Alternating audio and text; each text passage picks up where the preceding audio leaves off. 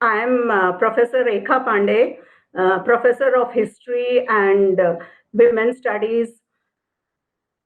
I was the head of the Department of Center for Women's Studies and Department of History also, and I retired in June 2020. I am now the director of a institute called SEED, Society for Empowerment Through Environment Development. Today, I'm going to talk about gender violence and look at the different dimensions of gender violence.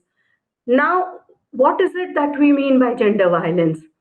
Many forms of violence against women and girls can be understood as gender based violence. This can be a violence that results in or likely to result in physical, sexual, or psychological harm or suffering to women. It could include threats, arbitrary deprivation of liberty, both in public and private life. The term reflects the idea that violence often serves to maintain structural gender inequalities. And it includes all kinds of violence, whether we are talking about violence against men, against women, against children, adolescent, gay, transgender people. And when we talk of gender violence, it is very much influenced by gender relations. So, to understand this whole issue, we have to also understand the cultural issues that encourage violence as part of a certain climate. Now, why do we have gender violence? A number of cases of violence occur simply because they are female or because they are not valued as such. These women may have misbehaved according to some norms or the predominantly patriarchal society. If we look at a women's life right from before birth to old age, girls are denied a number of their rights, they are tormented and even killed. So, crimes against women and children are nothing but crimes against humanity. This kind of violence about which I'm talking, it takes place in different spheres and it has different kinds of form. It can occur in private life, it can occur at work, it can be at the community level, it can also be in public spaces. When we talk of private life, it could be the intimate partner violence. It could also lead to, economic, sexual, physical, psychological implications. When we talk of work, it could be either stalking, femicide, sexual violence. When we talk at the level of community, it could also be various harmful practices like forced marriage, female genital mutilation, honor crimes.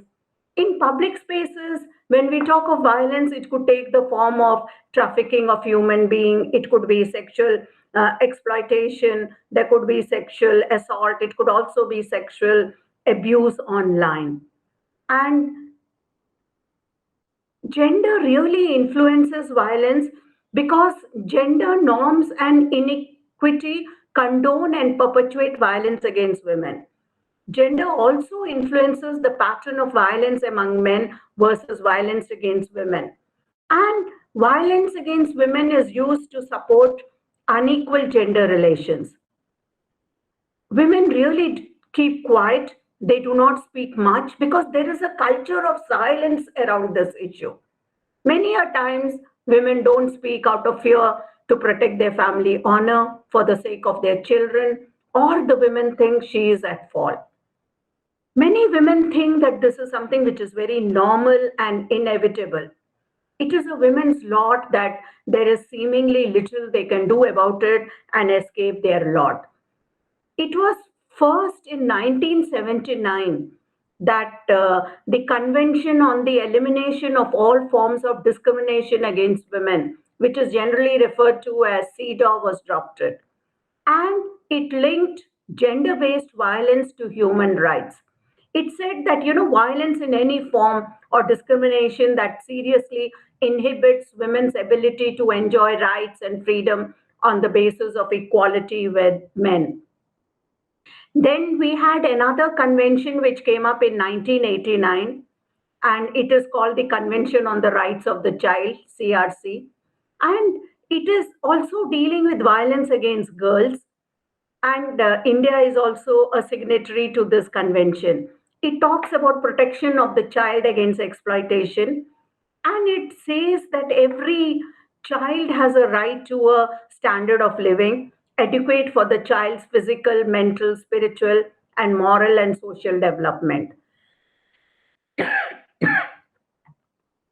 The UN came up with a declaration in 1993 on the elimination of violence against women. And the WHO clearly points out that there can be no universally accepted definition of violence against women. But broadly, it would include any acts of omission that causes harm to the women and keeps them in a subordinate position. It also talks about structural violence. For example, poverty, unequal access to healthcare, education, that is also a kind of violence. In fact, in 2019, women's statistics came up with a map of the world where it was trying to show that what was the rate of murder of women of all ages. And you had countries like Russia, parts of Africa, where violence was much more, and it looked at these different aspects. Today we are all experiencing COVID-19, the whole pandemic, and it has spread all over the world. At this time, a new term has been coined, which is called the shadow pandemic. UN has coined this term, and it refers to an increase in domestic violence or intimate partner violence during this pandemic. We had a lot of evidence earlier also to show that in Europe, especially, domestic violence increased when they were happy or family occasion, festive occasions, times like Christmas, Thanksgiving, or when the family went on vacation. It increased violence. And the lockdown, which was there as a result of this virus, it provided a perfect opportunity to the abuser to practice, dictate, and control all actions and movements of women.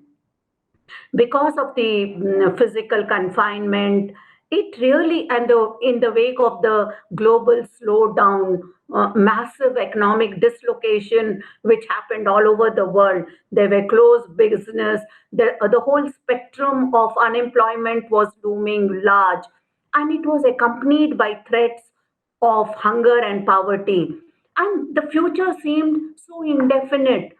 This While this had a lot of impact on both men and women, but it affected women much more, because we find that there is a lot of impact of violence on women.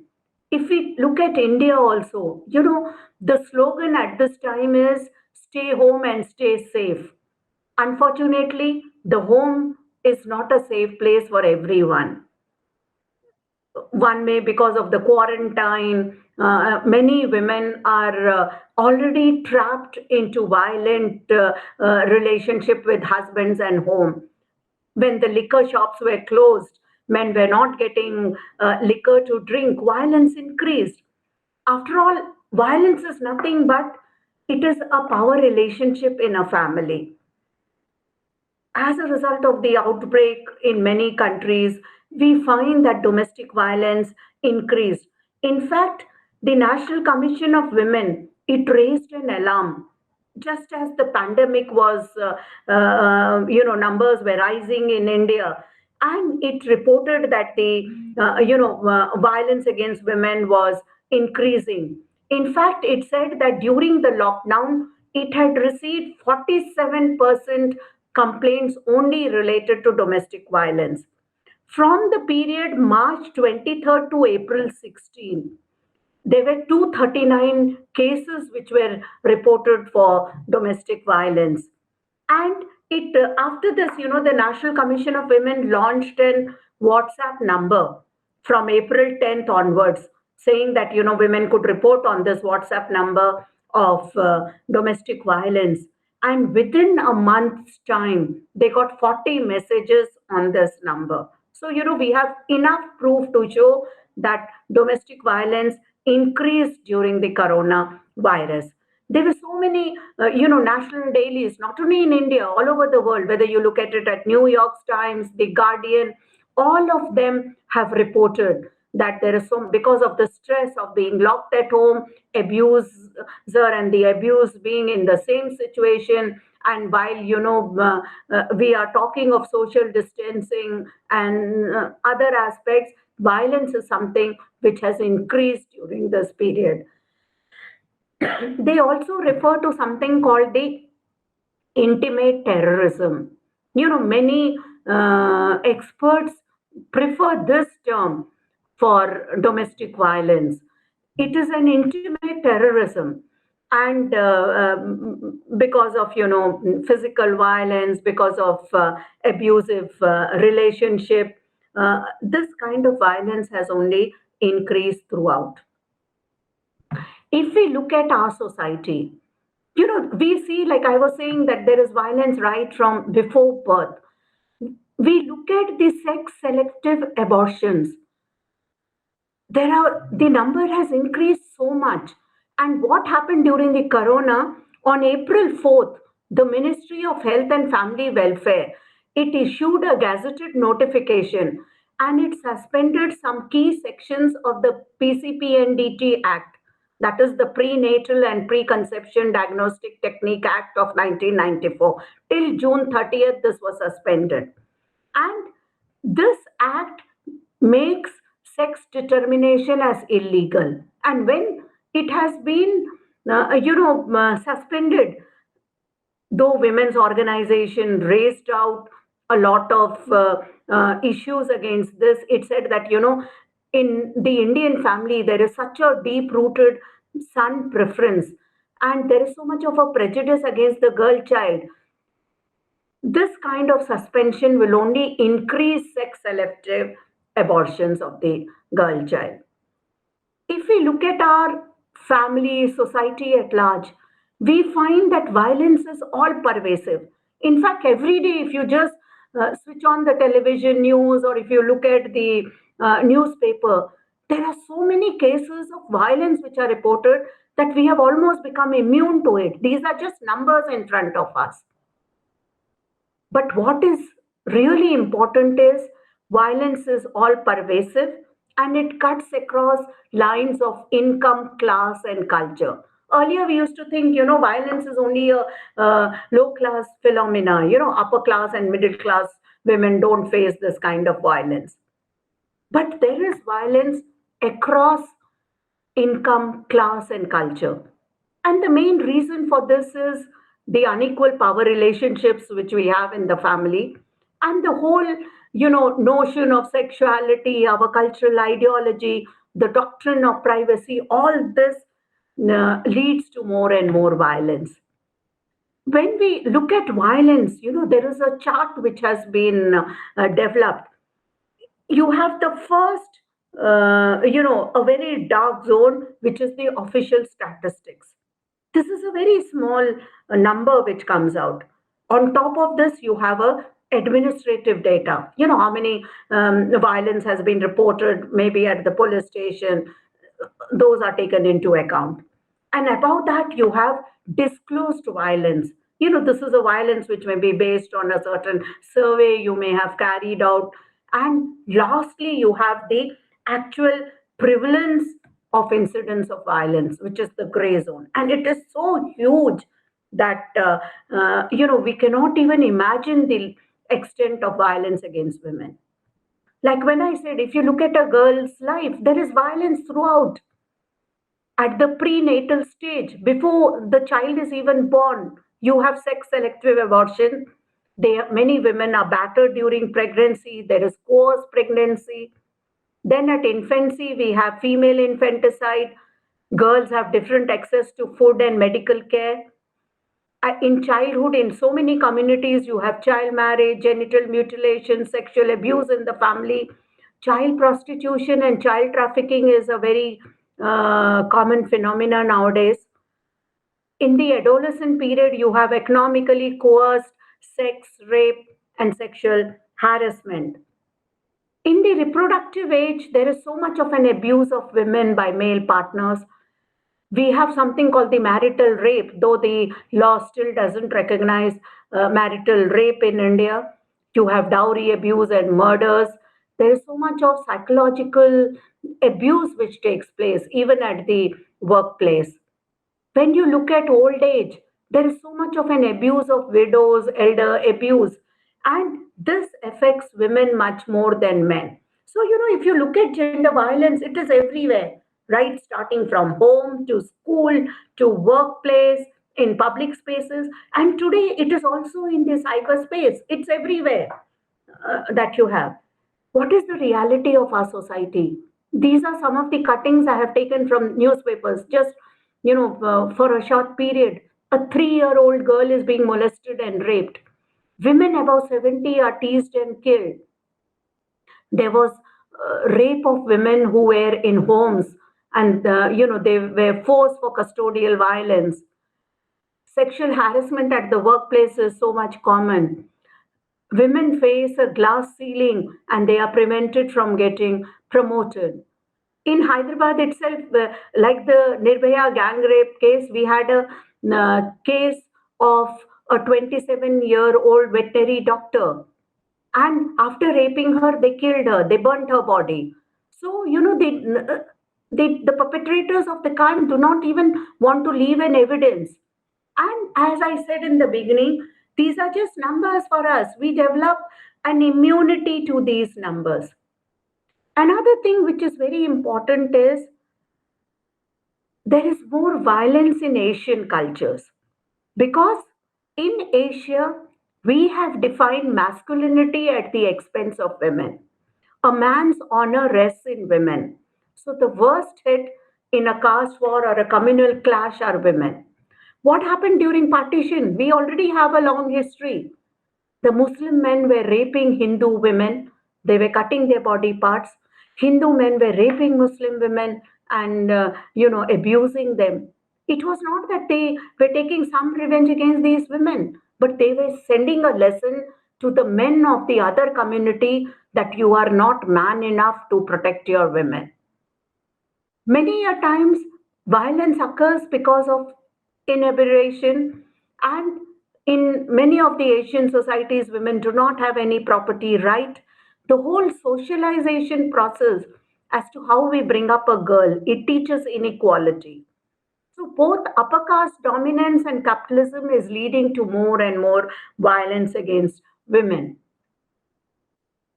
In 2013, on 23rd October, a map of India showed from a website how safe are our cities. And it pointed out, you had cities like Delhi, etc., which were very violent. They were the most unsafe places for women. Again, like I said, another major issue, I think South Asia is a worst scenario as far as violence against women is concerned. And we can really see a lot of bias here. Nothing sums up this bias better than the life expectancy of men when compared to women. And this is the longest in South Asia. When you look at, women have a genetical biological advantage, which makes them more resistant to infection and malnutrition. A female child infant can survive much more than a boy infant. When we look at developed countries, they have an average life expectancy of 7 years more than men.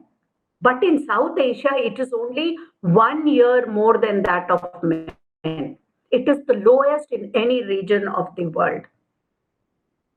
Another term which we use often is missing women. The term indicates a shortfall in the number of women related to expected number of women in a region or country. It is used to measure the male female sex ratio, which may be disturbed because of sex selective abortion, female infanticide, not providing enough health care and nutrition to female children.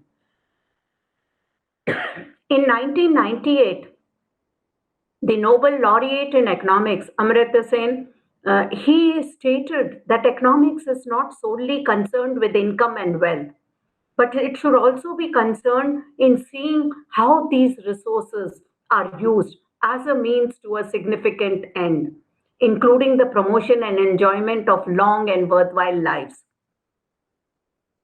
He pointed out to the phenomena of nearly 100 million missing women in Asia.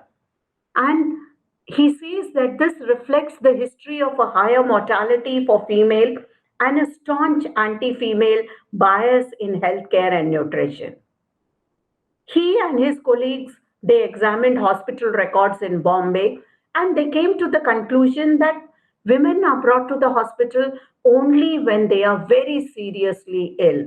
They are never brought there for minor ailments. Now, when we look at the kinds of violence, I have already mentioned domestic violence is something, or the intimate partner violence, which we call, is very common in our societies. It takes a number of forms. It could be physical, verbal, emotional, economic, religious, reproductive, sexual abuse.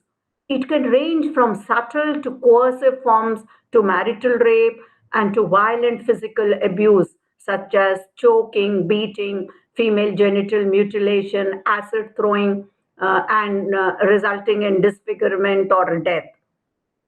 We have heard so much earlier about domestic murders.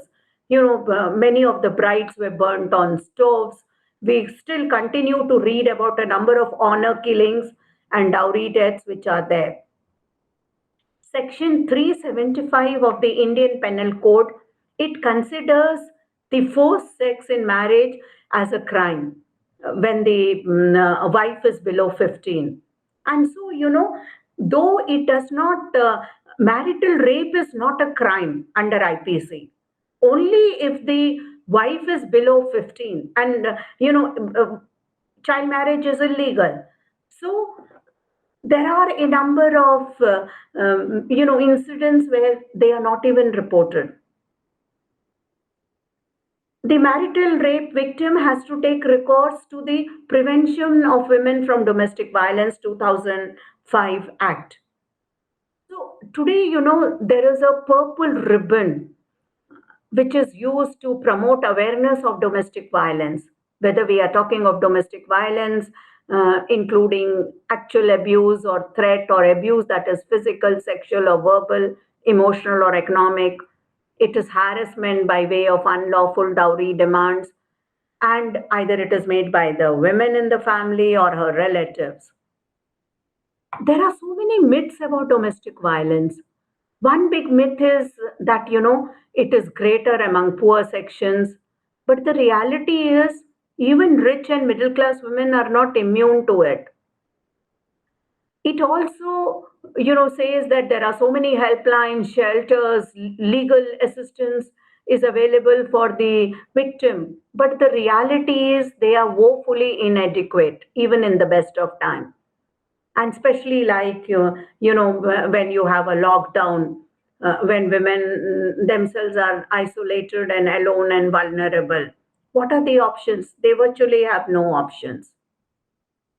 Domestic violence, like I mentioned, it cuts across region, religion, and social class, educational backgrounds. There is a need to accept that in India, certainly growing up male is about internalizing a sense of power of gender.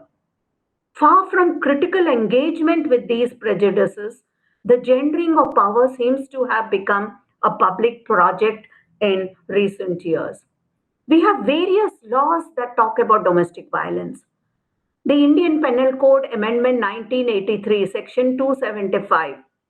It talks about, it defines rape. It also made various changes to the punishments that were stipulated under Section 376. Then you had the Dowry Prohibition Act of 1961. You had Section 498 of the Indian Penal Code. It was in 2005 that the Protection for Women from Domestic Violence Act came up. It's a civil law that provides protection to women in a household from the men in the household. Then you had a Criminal Amendment Act 2013, in which, because of the result of the gang rape of a student in Delhi on 16 December 2012, which led the whole country to agitate, and which we popularly known as Nirbhaya case, it resulted in amendment of the Indian Penal Code and the Indian Evidence Act and the Code of Criminal Procedure 1973, all laws related to sexual offense. Besides domestic violence, another kind of violence which you see in the workplace is sexual harassment. Before we defined the term sexual harassment or gave it a name, women just called it life. You felt that because you're born a woman, you're born a girl, you have to bear this violence. There was no term for it, especially when we were young, we were students. It was in 1978 that Lynn Farley published a book called Sexual Shakedown, and she introduced this term. It was further reinforced in 1979 when Catherine MacKinnon published a book called The Sexual Harassment of the Working Women. After this, key legislation and a broad feminist theorizing about gender relation and politics have helped to define this term and popularize this concept. Again, in India, we had nothing like a law against sexual harassment. And what we were doing is, it was being treated under Indian Penal Code. You had Section 209 of the IPC, where any kind of obscene act or songs were punishable by imprisonment for 3 months or a fine or both. Then you had Section 354 of the IPC, where assault or criminal force to a woman was, with the intent of outraging her modesty, was punished with 2 years or a fine or both. Then you had Section 509 by IPC, where any kind of word, gesture, or act intended to insult the modesty of women would result in 1 year or fine or both. Then you had number of industrial dispute acts, civil suits, which were trying to deal with this issue. Before I talk of India, let me just give you a little background about the US. How did this case come up? There was a very interesting case in 1974 called the Michelle Vinson case, where, in the Meritor Saving Bank in 1974, she was a trainee. She was a teller trainee. Her immediate supervisor was Sidney Taylor. He was the vice president of the bank. Over the next 4 years, Vincent received a number of promotions. She became assistant branch manager. And, yes, many of these promotions were based on her merit. But suddenly in 1978, she was terminated from her services, saying that she had taken excess leave. When Vincent went filed a case, the federal district court, it held that Vincent cannot claim sexual harassment because she was also into a sexual relationship with her boss, that is Sidney Taylor. And therefore, you cannot call it a misconduct because she herself was in a relationship. But then when this court went up to the Court of Appeals for the District of Columbia Circuit in 1986, it gave a landmark judgment, which is called the Vincent versus Meritor Saving Bank case. And it said that, yes, there was sexual harassment. It spoke about how the employer was in a position of power. And it violated an individual's right to equal employment opportunities. And it defined that she is liable for sexual harassment claims. It recognized this, though, saying that she could have entered into a relationship with him because of the forced disposition and status. In India, we had 3 very important judgments which came up. The first was Radhabai versus Ramchandran in 1972. 3. Radhabai was the secretary to the then state social welfare minister. She protested against the abuse of girls in welfare institution. She was molested and dismissed in 1975. But then, when she approached the Supreme Court, it passed a judgment in her favor and she was given back her pay and benefits. The very famous case of Rupandev Bajaj and KPS Gill in 1988. At a dinner, he slapped her posterior, and finally she won the case, and he was fined 2.5 in lieu of 3 months rigorous imprisonment. It was not a severe punishment because he easily paid the fine. Many people said that she was making a mountain out of a molehill. What happened after all? He just slapped her posterior. But look, she is also of the same rank. A woman cannot be treated like this. Another very important case was in 1992, the S.C. Bhatia, who was a professor in the Department of Audit and Continuing Education. And finally, he was dismissed when many students complained. In India, it was the Bhavri Devi rape case which brought out this law. Bhavri Devi was a social worker in a government's women development program in Bhateri village in Rajasthan. There was a child marriage which was taking place. She belonged to the lower caste, and when she went and tried to stop this marriage, it was an insult to these upper caste men. She was raped and thrown out. And finally, it was a public interest litigation was filed by various women's organizations. The writ petition stated that, they could not enforce the fundamental rights of working women under Article 14 and 19 and 21 of the Constitution in view of the prevailing climate in which there was violence of these rights.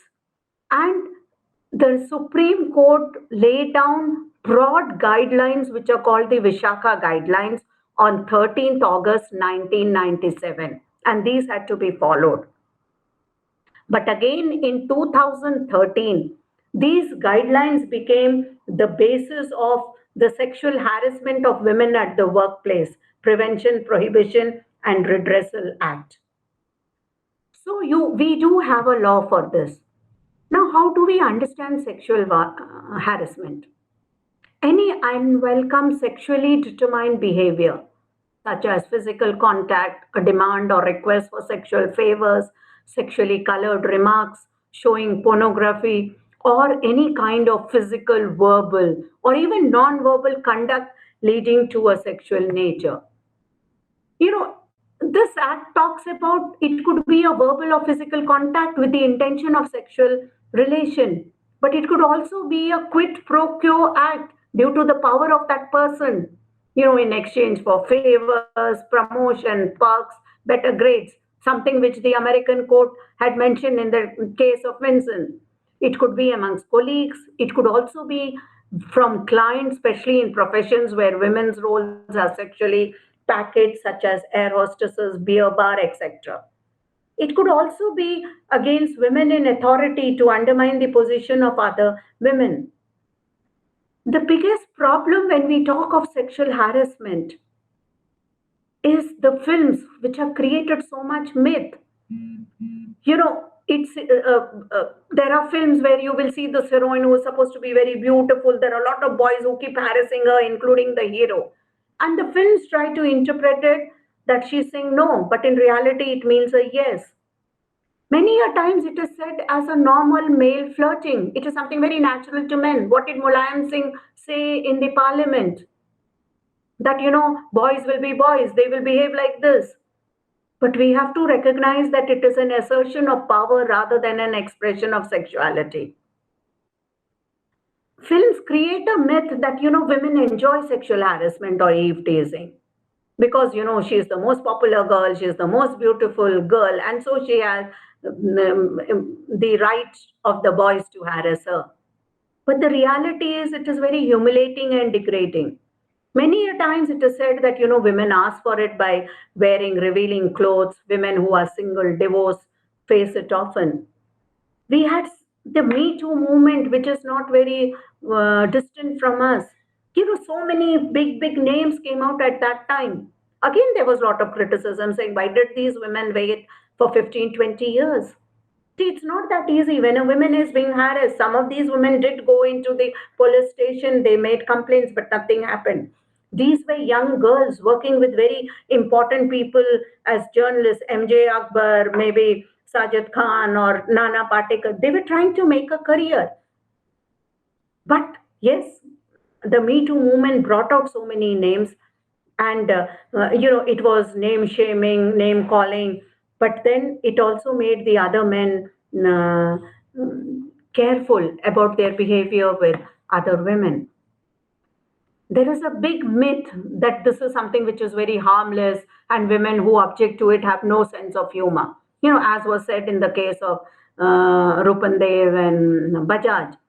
But the reality is, we see women as temptress. It belittles women. It is said there is a myth that this is a personal problem between two individuals.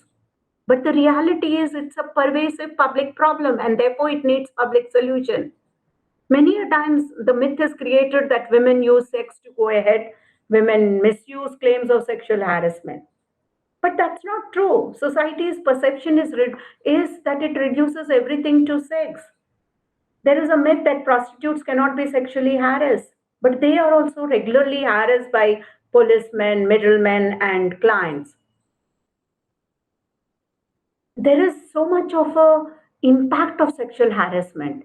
In fact, it is referred to as psychological rape because it leads to so much nervousness, loss of self-esteem, confidence, humiliation, guilt feeling. Many a time these women feel they are the cause for this violence. A woman may lose her job, she may quit and protest or just quit.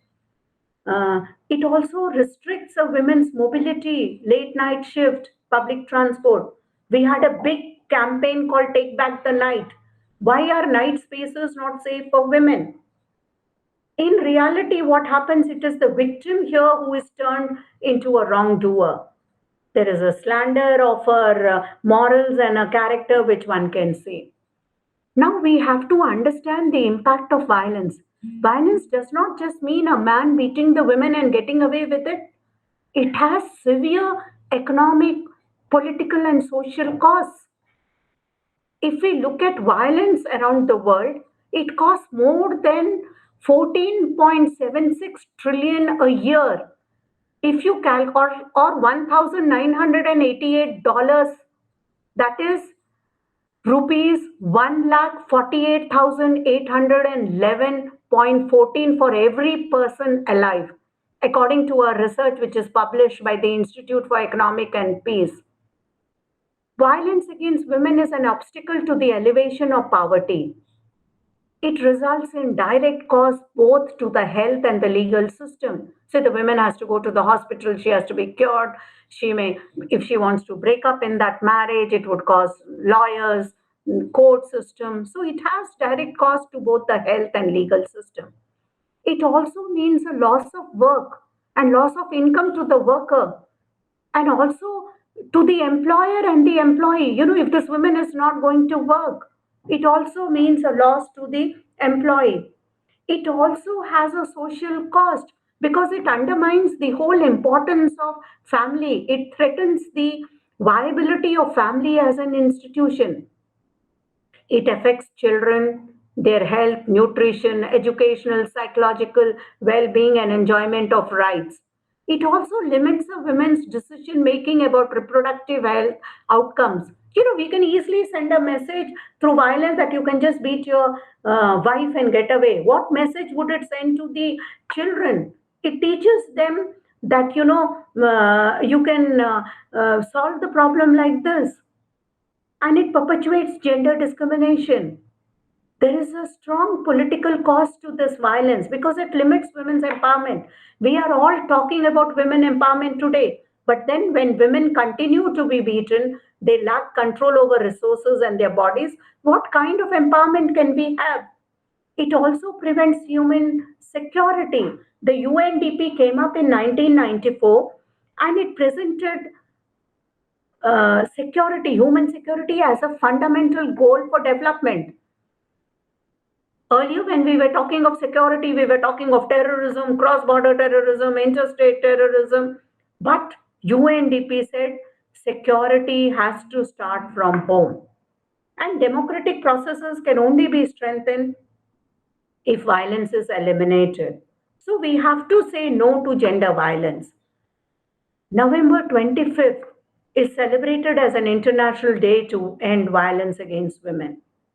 Another kind of violence occurs. Look at this whole, with the advent of globalization, there is more and more commodification of women which is taking place. The whole beauty industry is churning out fashion products at a mass scale, and we have converted beauty into a cult.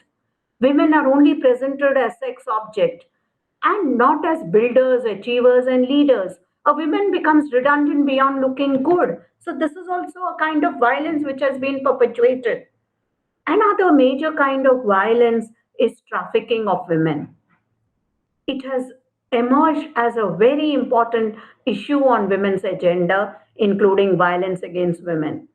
Today you have trafficking at various levels: local, inter, district, interstate, cross border. There are some truths about trafficking of women. Today, there are more than at least 8 million women and children in prostitution, and 25% of them, 2 million of them, are children. In fact, child trafficking is increasing. At the age at which they are being victimized is also fast declining. Trafficking generates more money today, and it comes next to arms trade and drugs trade in the world. In fact, if you're caught in an arms trade or a drugs trade, you are behind bars. But in the case of trafficking, it is this poor woman who's behind bar. She's a powerless, helpless, choiceless, debt bonded, intimidated, enslaved, raped, abused, and exploited girl who is there. When I did my work and published my book on trafficking, I could easily see there were 10 people who live off the earning of this girl. You have a spotter in a village, then there is a recruiter, a buyer, a seller, a transporter, a harborer, a financial, brothel keeper, pimp, and then she reaches the client. Today, internet has made it much more easy. With WhatsApp, smartphones, trafficking has become much more easy. And I have discussed all these issues in my book on sex trafficking in South Asia, with a special focus on India. There are so many travel trafficking destinations across the world. The whole world is knit from one corner to the other, whether we are talking of Africa, Middle East, South Asia, America, and especially in Russia, parts of China, you have, the incidents of trafficking are very high. India falls in the second tier, where you have the, portions shown with yellow, where it is high.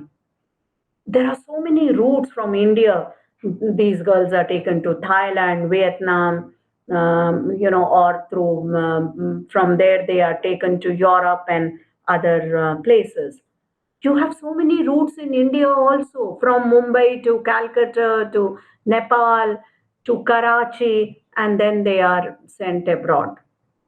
Global, it is, human trafficking is nothing but a global slavery. In fact, how trafficking has become so rampant in India, because we already had a lot of traditional forms of prostitution in India, especially the region where I come from, Telangana and earlier Andhra Pradesh. You have lot of traditional forms of prostitution such as Jogin, Marthammas, Domaras, Basavis. The system of Devdasis was very much prevalent, where, right from 10th century onwards, many of these beautiful girls are married to the temple god. They never marry. And since they never become a widow, they were seen as Sumangali. With the coming of colonialism and the absence of patronage to these temples from 18th century onwards, we find many of these girls enter into prostitution. And the transition of these groups into new molds of trafficking has been very easy. When I published my book on Devdasis in South India, we looked at the large number of inscription right from 10th century to 18th century. Earlier, these girls are very powerful girls. They were rich girls. They had lot of wealth at their disposal. But slowly, they are losing their position in society. How do we deal with gender violence? We have to establish hotlines for quick mobilization of resources. You have to take action and help the victim. There has to be counseling if there is trauma, recovery. There has to be peer to peer sharing of confidential matters. How do we prevent trafficking? First you have to identify potential danger prone zones and make strategies to deal with them. One has to also bring about a structural change, and only then can we have the warning bells. There has to be an involvement of local communities. There has to be a quick action for understanding the ground reality. In fact, when we look at gender violence, all of us are connected, the individual to the kinds of relationship which we have in the family, to community and society. We've always had a history of maltreatment, misuse of partner by partners, abuse, social isolation among individuals. When we talk of relationship within the family, they are isolated, they are separated, or there is a risk of femicide. In community, there has been a tolerance to violence. There is inequality, lack of service support, high levels of unemployment. When we talk of society, I have already shown you how there are cultural norms that diminish the status of women and children, the kind of social, economic, and health policies that lead to poor standard of living. So all these are connected, from the individual to the family, relationship, community, society, we have violence. I just want to mention two more incidents before I conclude about violence. All of you must have heard about the boys locker room. This was an Instagram group with the name of boys locker, and it came to light recently, and it raised so many questions about safety and security of women and underage girls, where their photos and videos were shared. This group was allegedly run by a group of young boys from South Delhi who shared the images of women, many of them minors, without their permission into the group. And these photos were further subjected to lewd comments, slut shaming, body shaming, and there were a lot of private chats which were assessed. And they showed the members joking about violence against women and the way, minors were raped. As the horror unfolded with regards to the boys' locker room, it was only a scratch on the surface. We really didn't know what is lying beneath the surface in our society. It was only the proverbial tip of the iceberg. We need to really look back into society, into families, our whole morality. How do we look upon girls and women? Another very important film which came up in 2019, it was a box office hit called Kabir Singh. You had Shahid Kapoor and Kaira Advani, which were the heroine in the film. It was directed by Sandeep Banga. When it was released in June, it grossed an income of 379 crores at the box office, which was the highest and 10th highest for any Indian film.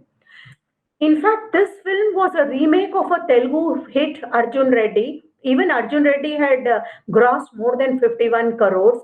Which was again a remake of a Tamil film named Aditya Varma. If you look at this film and you analyze it, the hero is a doctor. He's supposed to be a doctor. And he's very rude, inconsiderate, self-centered, egoistic guy.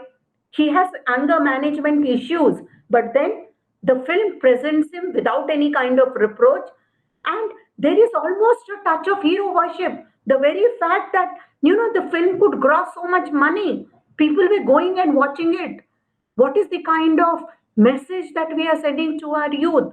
It was a story of alcoholism, drug abuse, obsessive compulsive spiral occasioned by heartbreak. They were trying to build a love story into it. It was simply put as a love story, but in reality it was nothing but a story of sexual harassment, molestation, coercion, followed an abusive relationship. I would like to look upon the film not as a love story, but a story of sexual harassment, molestation, coercion, and a story of abusive relationship.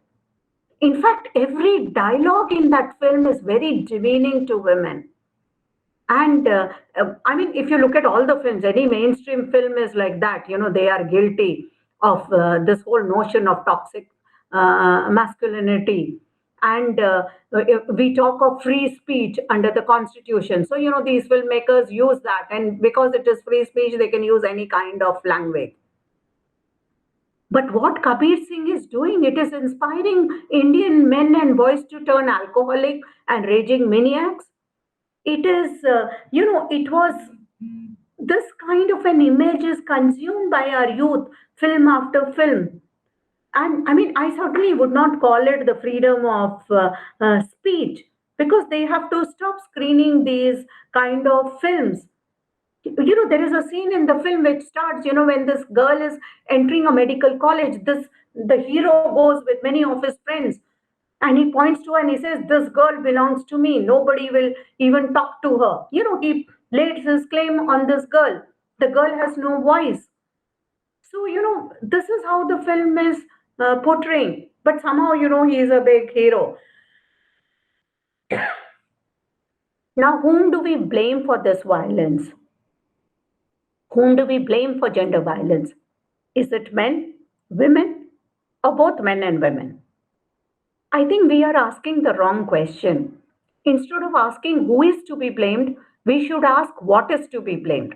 When we ask the question what is to be blamed, it will lead us to an analysis of patriarchy, capitalist mode of production, productive relation, divisions of society in terms of social and economic groups like caste, class, religion.